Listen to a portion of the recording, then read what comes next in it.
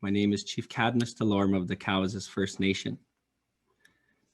Before I begin on the Merivale Residential School story, I just wanted to emphasize that the recent story of the Kamloops Residential School, 215 found graves, has triggered many across this country. And I just wanted to start off by reading two numbers that anybody that what I will share that may re-trigger that you can call. If you are looking for the residential school line to help with mental emotional, you could call it 1-866-925-4419.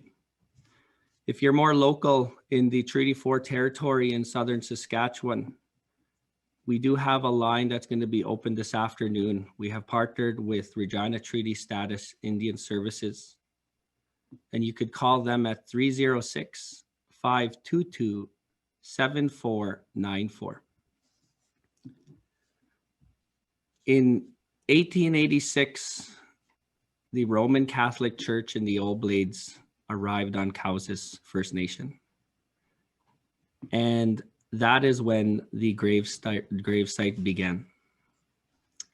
In 1898, the Merivale Residential School opened its doors, and it closed its doors in 1996.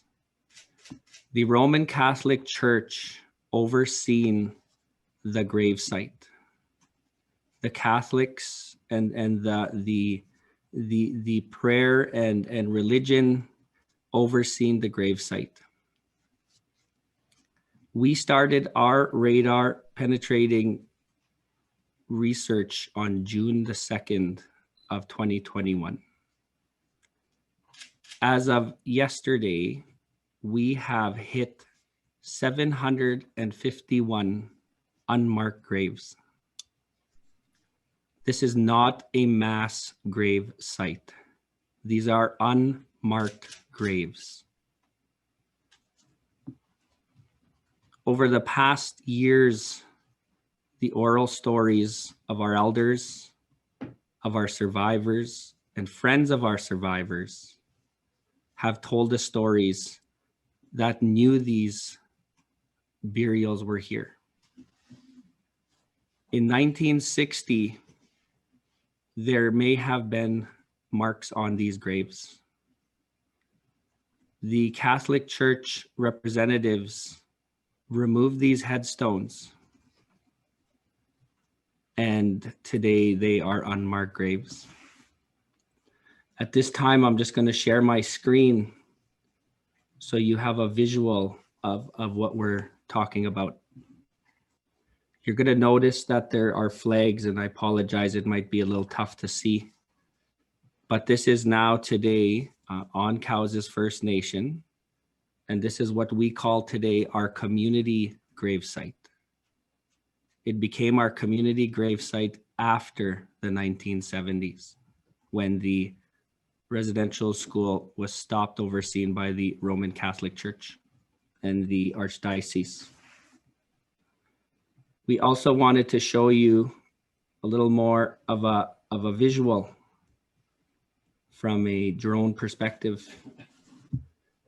Of the 751 hits, the machine has a 10 to 15% error percentage.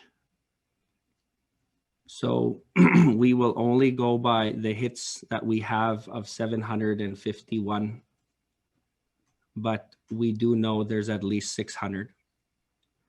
You're going to notice that they are in proper order. These that lay here are 1 meter by 1 meter apart in some cases. We cannot affirm that they are all children, but there are oral stories that there are adults in this gravesite as well, because it was the Roman Catholic Church that overseen this gravesite. Some may have went to the church and from our local towns, and they could have been buried here as well. This could be triggering to many, but when you're from Cowessess First Nation, or you have attended the Maryville Residential School, which many have in southern Saskatchewan and Manitoba, we always knew that there was graves here. The recent story of the Kamloops Residential School has triggered many in this country, and we knew this was going to trigger as well. There are many agree to disagree from Cowessess on the history of this gravesite. But I want to affirm to you, we are talking about unmarked graves. We're not talking about a mass gravesite. Today in this country, First Nations people, and this instant Cowessess, we've never ever swayed away from who we are as a Nehiyawak and Anishinaabe people. The Roman Catholic residential school has impacted us intensely. And today we have generations that may have not went to residential school, but they are feeling the first and second generation of that impact. All we ask of all of you listening is that you stand by us as we heal and we get stronger, and that we all must put down our ignorance and accidental racism of not addressing the truth that this country has with Indigenous people. We are not asking for pity, but we are asking for understanding. We need time to heal, and this country must stand by us. We have reached out to the government of Canada. The Prime Minister, Minister Bennett, Minister Miller have reached out and told us that they stand beside us in what they can help with today. I have reached out, and they have reached out to me, the Roman Catholic Church, our archdiocese in this region. His name is Don, and we have talked as well. What we are going to be doing now is we are going to be putting names to these unmarked graves. We want to honor our loved ones that lay there today. We want to make sure that we keep that place and preserve it so many could come here and heal. It's going to hurt in the coming months because the more we put names to them, the more that it is going to reopen some of the pains that many endured at the Maryville Residential School are going to reopen. The gravesite is there, and it's real. And if you were to see it, there are 751 flags when you look at it. It is the pain of the memories of being in the school for many that it is triggering. And that's why I thank all of the messages, everyone listening, that I ask you to open your mind that this country needs to have truth and reconciliation. There's going to be many more stories in the future, and this is Cowessess First Nations moment of our truth. In the coming days, we will continue to do our research, and one day there will be a monument there.